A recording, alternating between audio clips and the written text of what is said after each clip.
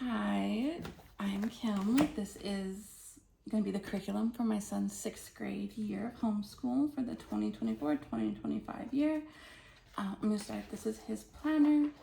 We write in what we're going to do and then just mark it off as we go. I'm going to start with language arts. So the first thing that we have is language literature. It is our primary language arts that we do.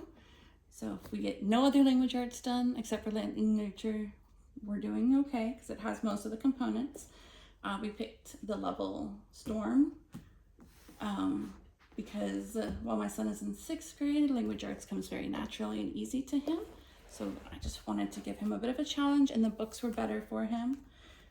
He wanted to try the workbook in loose leaf first, so that's what we've done. We've started already, and we finished week 4, and so language literature is pretty kind of simple to work through. Each week is 4 days long. You have the chapters you read or the short stories or poems. The lessons that they're either grammar lessons or they're some type of writing component lessons. And then you have your composition, which is in the teacher guide, the breakdown of how to do it. And that's it for the week. So it's reading. Right now we're reading Prayers Lotus. We're almost finished with it. And then the lesson. And then if there is a worksheet, it's usually the last page of the lesson, and it's usually grammar. Sometimes it has to do with the writing stories, but they're fairly simple to do, and some weeks are longer than others. The end of a book or story has discussion questions, which are nice. We get to kind of talk about the story, what we thought about it, the different parts of a story, and then a lesson. So it kind of goes that way. And it's very colorful and fun to look at. It's written directly to the student, which makes it an easy read. So my son is liking it so far.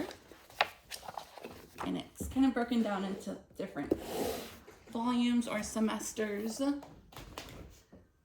so we're not going to take the second one out of the actual workbook. I think when we get the next one, we might get it in PDF and I can have it spiral bound, but he's liking it so far. So that'll be nice. I hope that they update the high school ones to kind of match the format of the younger years, because like I said, he's liking it and it'd be nice to keep going. These are the books for this year. We have All Creatures Great and Small, Elijah of Buxton, Prairie Lotus, which we are almost done reading actually, Alice's Adventures in Wonderland, A Day of Pleasure, The Hobbit, and then starting in the level Storm, which is the 7th grade level, they have the Rainy Day Reader for the level Storm and the new 8th grade level, which name I cannot remember off the top of my head. But this is a collection of short stories and poems that you will read throughout the 7th grade and 8th grade. So far, we've not liked stories all that much, but we're hoping the poems and it gets a little bit better. So we like lightning literature and we'll probably keep using it. As far as he likes it, then we're going to keep using it. And to kind of round off our main language arts, we have our vocabulary, which is vocabulary virtuoso, and then word roots level 1. Sorry, my table keeps moving. We are focusing on word roots level 1 right now. And then when he gets kind of bored of this, or we finish it, we'll switch back over to vocabulary virtuoso, which is nice, and he likes it, except for the drawings. He's not a fan of the drawings, but so far he's liked the rest of it. They're both by the Critical Thinking Company. And then also with vocabulary, we have a vocabulary notebook that we're gonna start probably working in soon. Once a week, we'll pick a vocabulary word from any subject and stick it in the notebook, fill out some of this, the worksheet in here. Doesn't have to be all of it, just some of it. That way he has a notebook of words that he's learning, and we get to kind of remember them and go over them throughout the year. We are still doing Soaring with Spelling and Vocabulary Level 6. So like I said, language arts is pretty easy for him. How we are doing spelling is that if he gets at least 15 out of 16, then he doesn't have to do the rest of the week. And we just start off the next week and kind of keep going from there. So I'm not currently a stickler on it. His penmanship, mainly because he has issues with fine motor skills, so we are working separately on penmanship.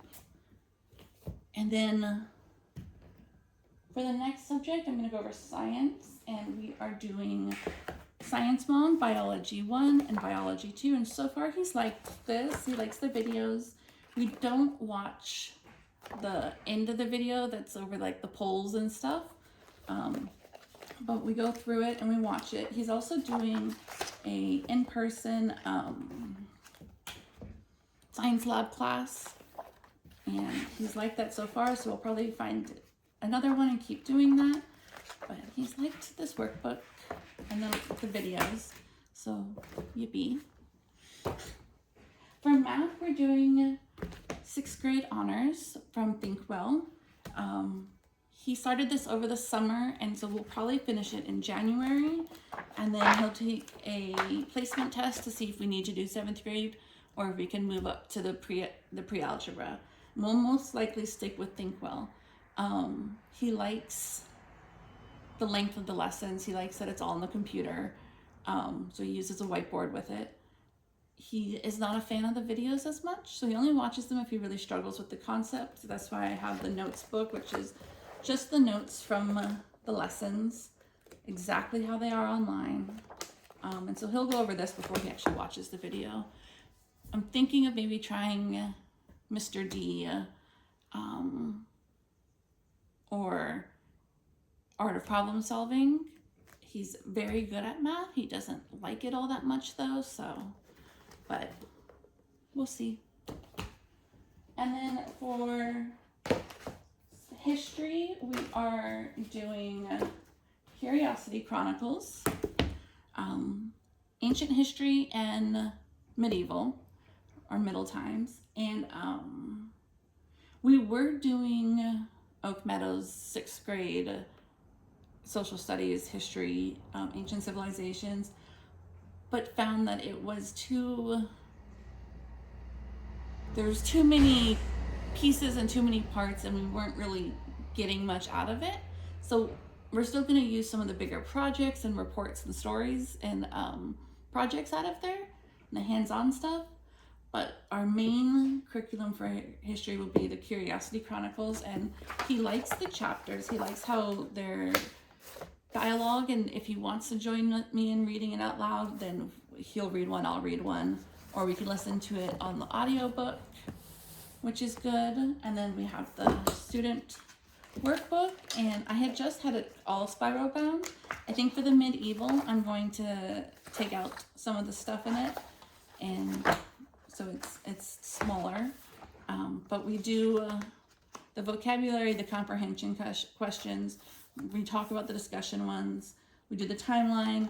We do the maps most of the time. And then if he wants, he does the crossword puzzle or whatever fun activity it is.